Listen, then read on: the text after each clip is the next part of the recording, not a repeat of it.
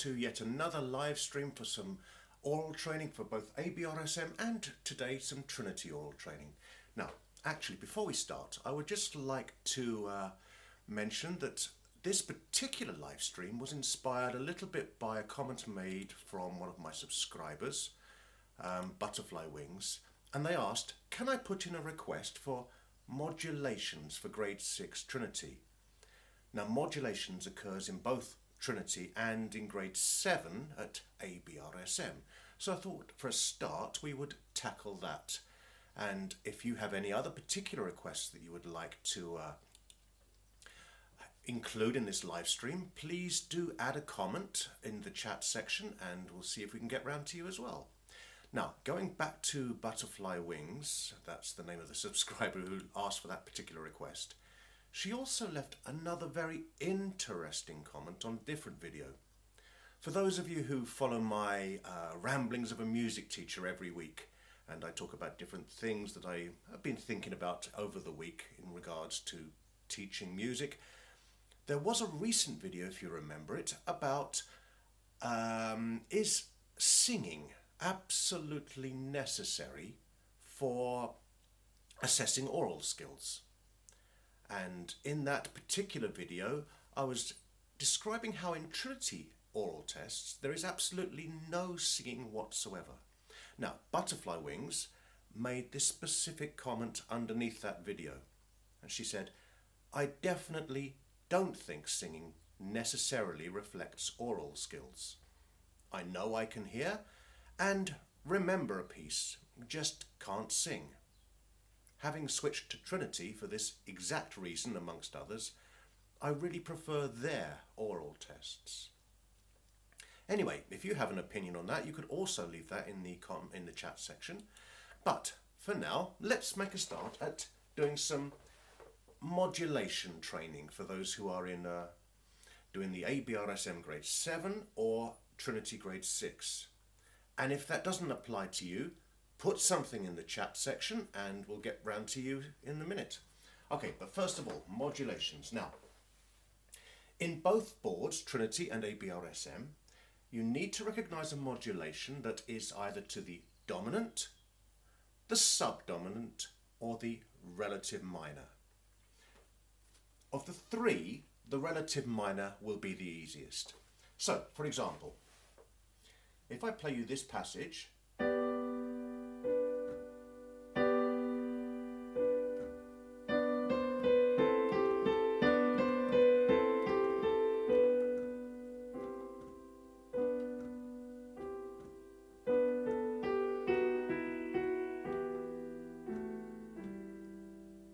okay, now, it is quite easy to hear that that ended in a minor key.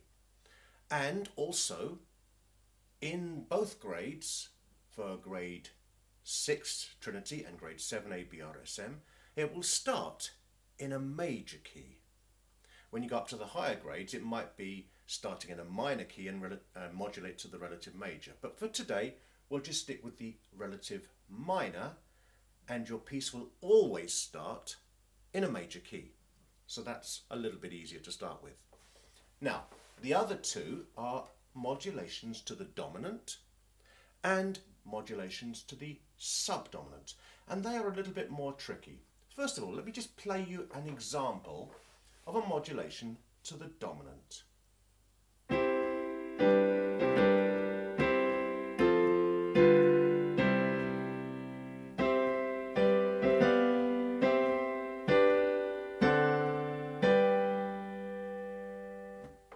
Okay, now the main note that told you that it was a modulation to the dominant was the final F sharp just before the last chord. I'll play the last three chords for you.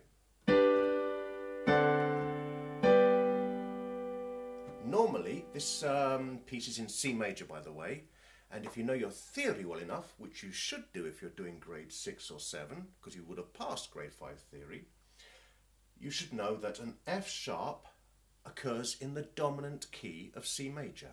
In other words, G major. Okay, without that F sharp,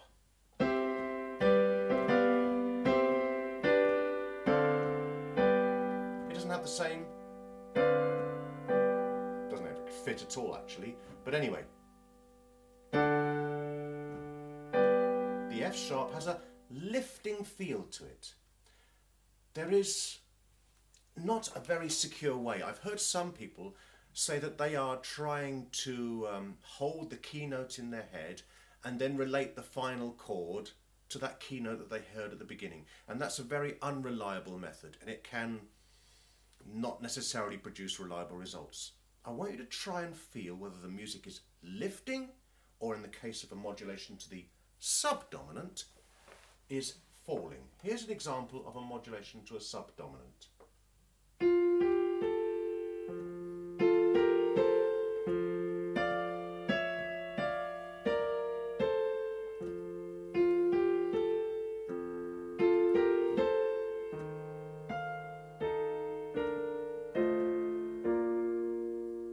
You can almost feel that the key is going down. Now, the key note, I don't literally mean the key note in terms of the tonic, but the important note that tells you it's going down to the subdominant is that E flat there. We started in F major, and the subdominant key of F major is B flat major. The extra flat that you'd need to add for B flat major is an E flat. You don't have to think about all this theory when you're listening to an oral test, but just so that you understand what's going on. Now,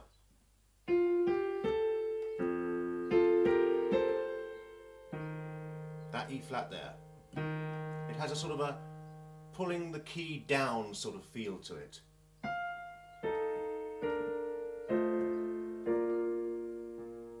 Okay.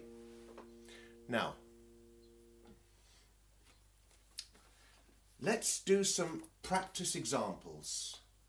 Okay, I'm going to give you about 10 of these. We have had a comment already from Ria Chandelier, if I said your name correctly, and I will come back to you, I promise. But I'm just going to stick with the one subject at the moment. Thank you for making your comment there, Ria. Okay, I'm going to play you some short phrases, and then I want you to tell me whether the modulation was to the dominant, the subdominant, or the relative major. So here is your first one. You do get a key chord to start with.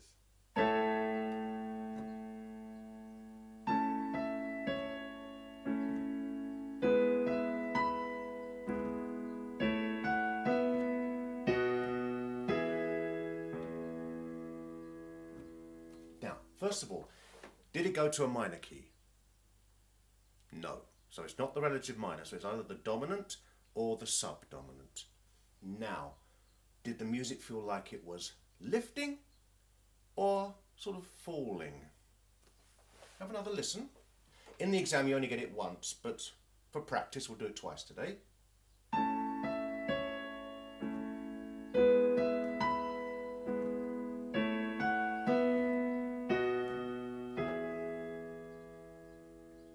I'll give you a little clue. The note that is telling you what the modulation is the one before the end.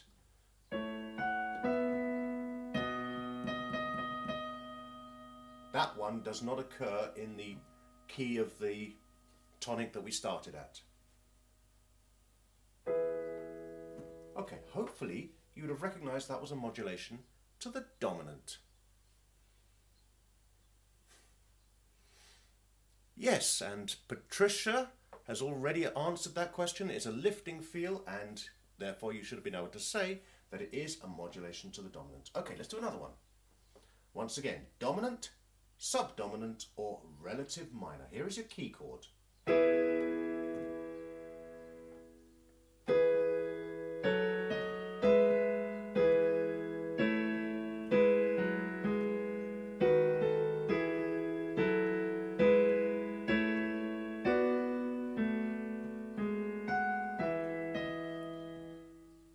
Deliberate mistake. I'll do the last phrase again.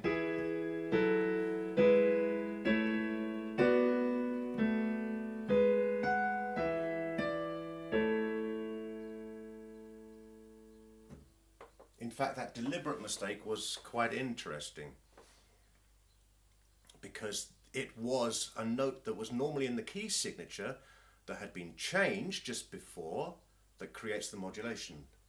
And I wasn't paying attention and I didn't remember to change it from the key signature. So, did the music go to the minor? No, it's not the relative minor. Did the music have a lifting feel or a falling feel? Okay, if Patricia's with us, maybe you can give me your answer before I actually announce it to everyone. Falling. Well done, Patricia, you're with me here. Okay, so it's a modulation to the subdominant. Now this is what I call live oral training. Okay, let's try another one. Here is a key chord.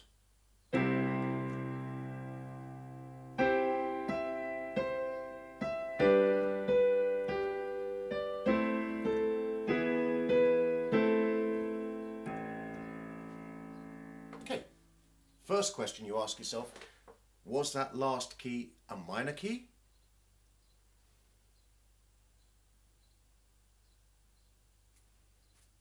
Yes, it was. So that is a modulation to the relative minor. And we don't have to go any further than that because it's not then going to be obviously the dominant or the subdominant if it's in a minor key. I actually got a little bit confused with the chats there. Someone else answered, Ria answered that it was falling straight after, so both of you correct. Okay, you'll have to be quick. Okay, now we've had one of each in these quizzes. Let's try a fourth one, which could be any of the three. Here is a key chord.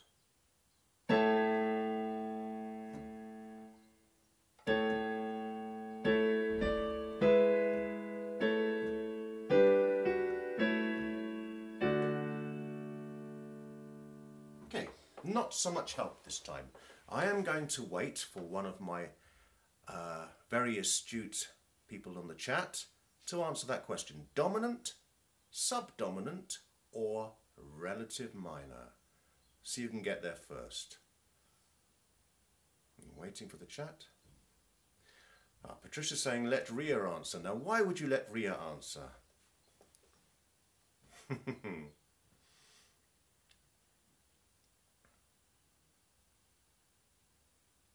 Are we too shy to answer? I'll play it one more time. You both sang the dominant. Okay, let me play it one more time. Here is the key chord.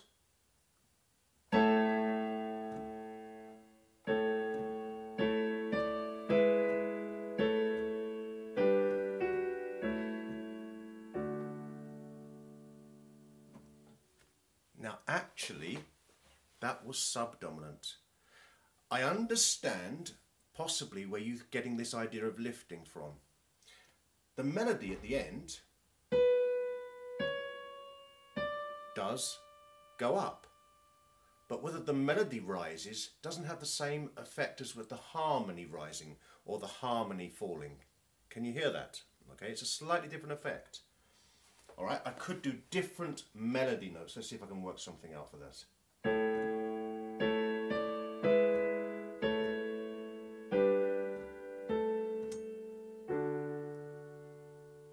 That's the same harmony, but just with a lower melody. So don't be confused by the actual melody rising or falling. Try and listen for the inner notes, the harmony. There is always a note when you're modulating to the dominant where the note that's not in the key of the with a note that's not in the key of the original key signature will either rise or fall. And Patricia's asking, so should you always listen to the bass? Not necessarily. Very often it's a middle part, or it could be in the top part.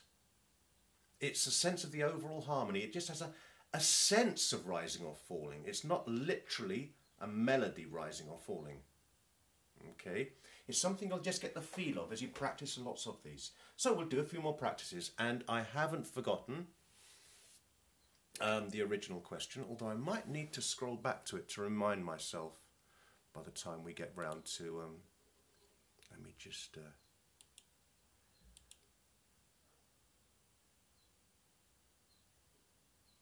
I go back up the top? How do I go back up? When I come round to the end of this little session, if you could put your question again, because I can't work out how to scroll at the moment whilst I'm doing this live stream. Anyway, let's do another one. Here is your key chord.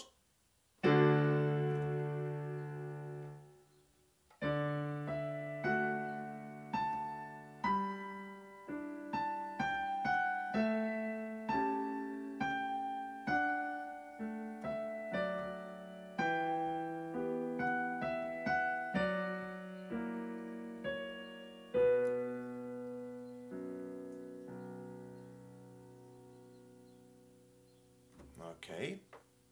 I will do more with the subdominant field, Patricia, but for now, I'm going to keep them random so that you get a quiz, okay? That one there. I'll just play it one more time, give you a chance to answer, although in the exam you get it once.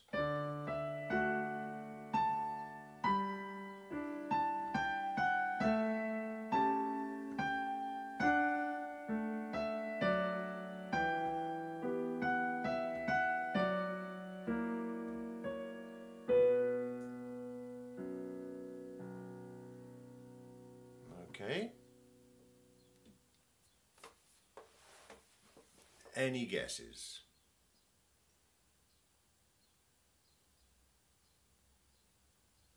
Dominant, subdominant, or relative minor?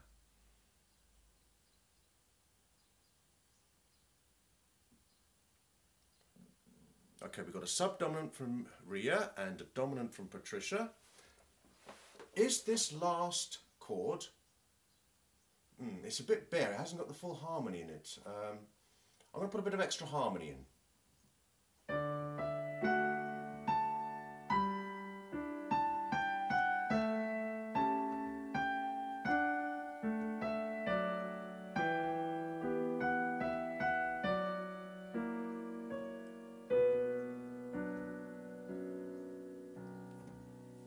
Relative minor. Someone else has joined the competition, and that's Lum Wen Yi. So well done, Lum. It's the relative minor. Okay. We will do some more examples because I'm getting the impression that you're still finding this a little bit tricky to differentiate between the three. Okay, so we maybe do another 5 examples. Okay, here is a new key chord.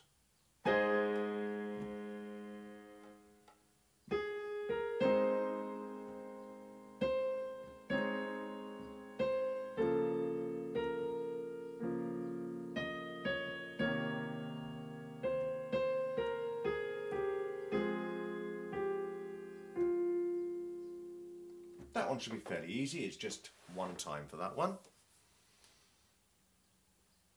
Dominant, subdominant, or relative minor? Who's going to be there first? We have 3 in the competition at the moment. Lum is saying subdominant. Rukmini, subdominant also. All going for subdominant, and Ria, well done Ria, it's the relative minor, you won that round. Okay, it's like a little competition going on here. Can you hear it's a minor chord? Try and remember what I said at the beginning. In grade, let's get this right, 7 ABRSM and grade 6 Trinity, it will start in a major key. Okay, so if the last chord is minor, it will be a relative minor. Okay, it won't be subdominant or dominant. It's always going to start in a major key. So if it ends in a minor key, half your answer's done. Okay, let's try another one. Dominant, subdominant, or relative minor. So again, we start in a major key.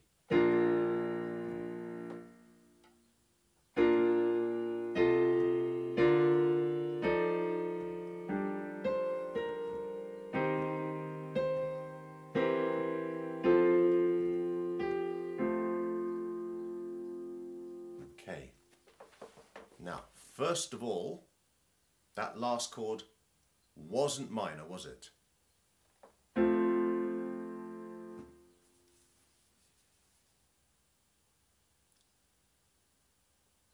So we're left with the other two, dominant or subdominant. And we have another competitor join the ranks. Mariko Stewart, dominant. Oh, lots of people joining in now. Okay.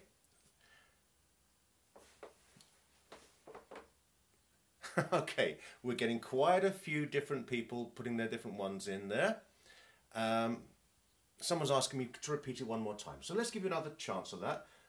As I say, in the exam, you only get one shot at this, but for practice, we'll do it once more. Key chord.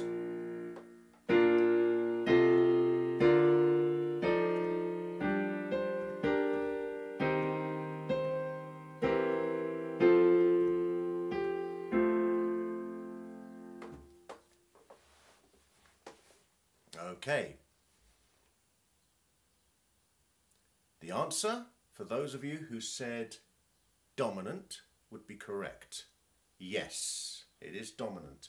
The reason is, I'll play you that main note that gives it away, alright? So here we go.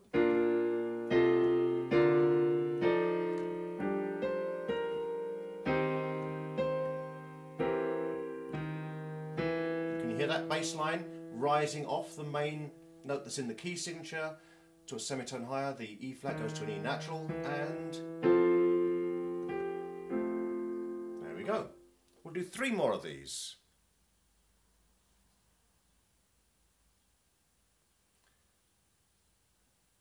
Yep, so it lifts when you have a modulation to the dominant. Okay, here is one more. I didn't give you a key chord, sorry. Let's do it again.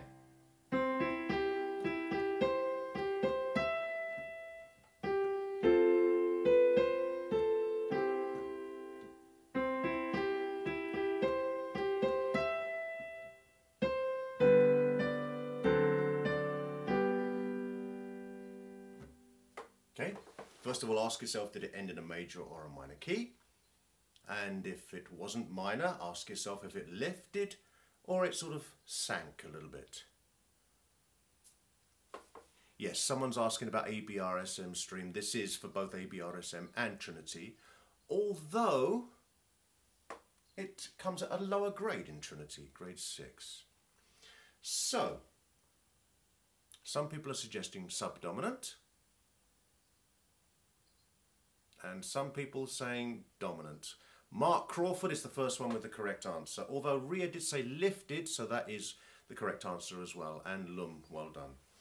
Okay, that's the problem with live stream. There is a time delay between me seeing your answers and when you've actually written them. So it's like a 15 sort of second delay or something with the internet, and I don't always see them before, well, you've written them, and then I'm saying yes to someone else, and you've already written your answer, so I have to blame the internet for that. Now, someone just asked there, Rukmini Menon asked, what does it mean lifted? There is just a sense that the harmony is getting higher. If you go back to the beginning of this live stream later when it's finished and play through again, you'll get an idea of what we mean by lifting. Okay. Right, we have 2 more, and then we'll go on to something else. Okay.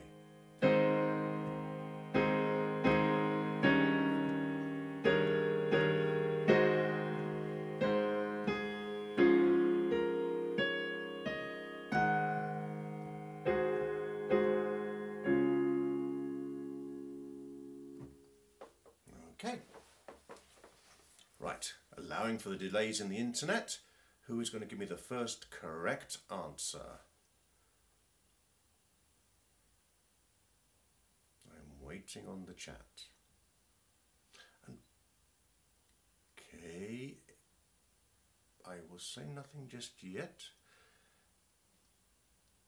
Yes, we had Ria. Got that one. Subdominant is correct. The music tends to have a falling feel. Right, we're in A flat major. It's the subdominant, so the subdominant of A flat major is D flat major. And in D flat major you get an extra G flat. So we're waiting for that G flat, okay? Have a listen for it.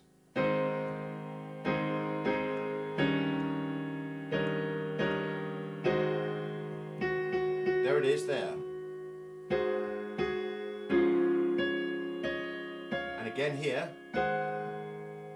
not the G natural from A flat major, but down, subdominant. It is quite tricky. Okay. Now, one more. And then I want to go back to, who was it? Ria at the beginning? You had another question, weren't you? So, let's do this final one. Here is a key chord.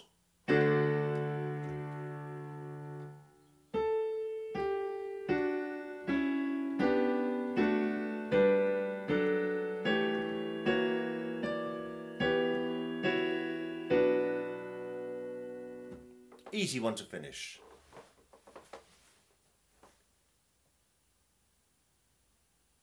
And for Naughty Crayon, who says you're on grade 5, well, there's some bit of practice ahead of time. Relative minor. Well done, Mariko. Mariko Stewart's the first one with the correct answer. Okay, now, Ria, what was your earlier question? Something about an examiner and being scared. Could you elaborate a little bit on that? I can't seem to work out a scroll back on the chats because there's probably been a few dozen chats. Oh, no, here it goes. I've worked it out. Right, Ria, you said, I'm going to give grade 3 Trinity in 2 months. I kind of get scared when I go in front of the examiners. Please give some advice. Right, so what exactly are you scared of? Is it, okay, you just mentioned that. You mess it all up. The key to confidence, in my opinion, is preparation. Now, preparation can be done exactly like we were doing today. Hopefully, if you're on this channel, you will have already seen my e-aural trainer series. And that is excellent preparation. You can just go through all those training videos, and they're not just mock oral tests, but they're describing how to do them. Okay. Also, there is another series that I have, e-aural trainer premium, which you can get either off my Patreon page, or there's some links on the e-aural trainer playlist, and they are some very cheap, only £1. I don't know what that converts to in your local currencies, but just £1 to have a whole bunch of extra premium oral training videos for some extra practice for those who want to do that. And the links for that are in the e-aural trainer on my channel. But the point is that confidence is not feeling you can do it. If you practice something over and over again, you will build your confidence. And it is another thing that people find the hardest is the singing part. And again, singing is all to do with confidence. I have people who, okay, for example, grade 3, all right? Sing back this short little phrase. Da, da, da, da, da. And they just don't even make a pitch out of their voice. It's just a sort of pitchless grunt. Because, especially boys of sort of that age when you're going through the change of your bodies and everything, their voices haven't broken and they're just shy. They're just literally shy to sing. So, the best way to build your confidence in singing is to start at a low pitch, okay? You could, for example, all right, most people would find middle C fairly easy. Now I've had this. Sing that note. Da, da, and it just doesn't even come out as a note anywhere near it, okay? So I try and go down to them. Da. Right, now let's move up from there. Da, da, and then try and get higher. The higher you go when you sing, the more scary it is. But if you just go up in little steps, bum, bum, bum, and you can go all the way up to bum. Now, that is not my natural voice range, but I can get up there. In an exam, they're not looking for good quality voices, plus the fact I've had flu last week, so my voice is a little bit deeper than it should be normally anyway. But you can get up there, and you might squawk a bit, but if the pitch is correct, that's all the examiner's going to look for, so I wouldn't worry too much about that. Hopefully some of those little pointers might help you, but just be prepared. The key to success is preparation. Thank you for the get well message, Lum. I'm on the mend already.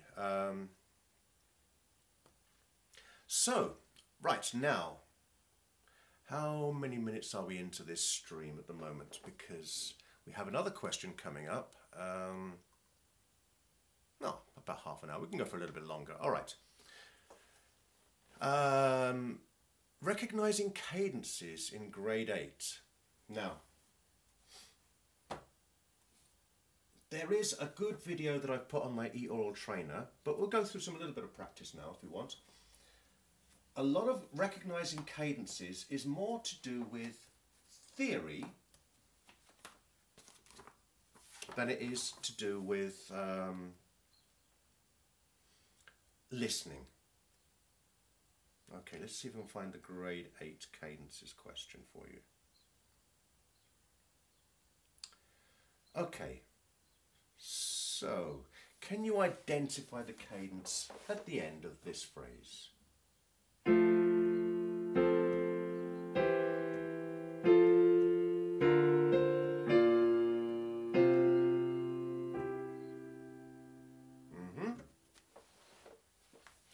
Now, for those of you who haven't done cadences before, just bear with us.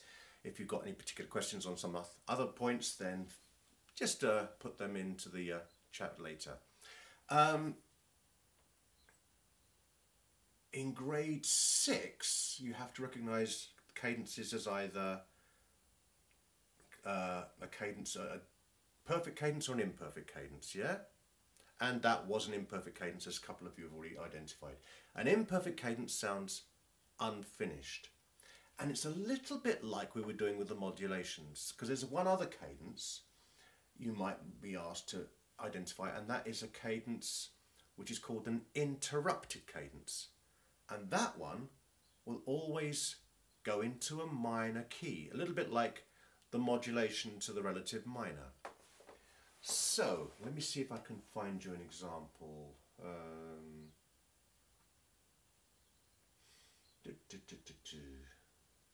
Okay, this one.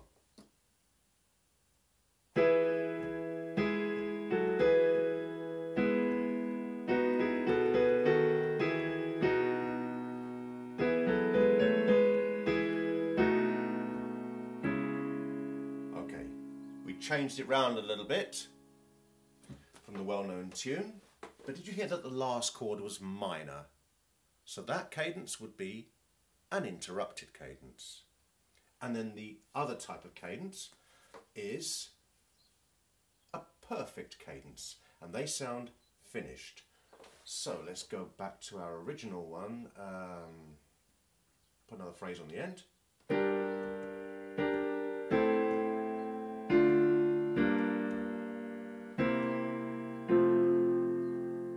And you can hear we're back in the tonic key there, and that is a perfect cadence. Okay. Now, we have other comments that are not to do with aural as well. Ria's also saying that she's not very perfect at sight reading. It's just a lot of pressure at the moment. And again, it's all about preparation. Now, a lot of people, their practice session involves, let's see, their pieces. And, okay, if you're doing about a grade 6 exam, you might spend maybe an hour doing practice a day. I don't know what particular levels you practice at. of that hour, you would probably spend most of it doing your 3 pieces, and then maybe 10 minutes on your scales, and oh, better do some sight reading at the end. That is not really going to prepare you well to do sight reading for an exam. Sight reading is a skill that you develop over a period of time. Some people don't even practice sight reading until maybe a few weeks before the exam, and they think, oh, I better do some sight reading and hopefully it'll get a bit better. It probably won't. You need to be doing sight reading as part of your regular practice all the time. Now, from my personal experience, okay, I still make mistakes in sight reading, as you noticed right at the beginning of this live stream. I did a deliberate mistake, but it wasn't deliberate, I made a mistake. You do miss things, but it's improved an awful lot. And when it really improved, okay, I went through the whole grade system and I also wasn't the best at sight reading. What helped me more than anything was when I started working in a school for a short period of time, and they asked me to play for assemblies. You know, do the hymns at the beginning of an assembly. And you just had to get on with it, and you had to play in time. Even if you missed out some of the harmony notes, but you got the melody in place and the rhythm kept on going. And that is the main thing with sight reading that you've got to try and do. Keep that rhythm going and have some sense of continuity. You won't always put in every note. Now, in these oral tests that I just did for you now, occasionally I missed notes out, but you didn't even notice. Or maybe you did. But the continuity is the main thing they're looking for. All right. Now, as I mentioned at the beginning, this live stream will be put into an archive. I'm collecting these live streams together in a playlist, and that archive is available on my Patreon page. It'll stay up on this channel for at least a week until I do another live stream. If you have anything that you want me to feature the next time, you can put them in the comments below the video for me to look through over the week, and we could make a specific video. Like today, we concentrated on modulations. Next week it could be a different topic, so leave a comment in the video below, and then maybe that could be the one that we could concentrate on next week. If you want to look back at the previous live streams, which are now not listed on my channel, they're just in the archive, you can have a look at them on my Patreon page. And we're getting some comments coming right at the last minute, so we'll have to address those at another time. On my Patreon page, as I mentioned earlier, there are lots of benefits. You just support this channel for just a couple of dollars a month, and for that you can get one-to-one support through Skype. You can get all these archive videos, you can get the extra premium oral training videos, and many other benefits. And have a look if you want to. And for now, I want to thank you very much for all your really active participation in this live stream today. It was a much more successful one than it has been in the past. I hope to do this pretty much every Sunday if it's starting to become more popular, and I hope to see you all next week. So thank you so much for watching, and see you soon.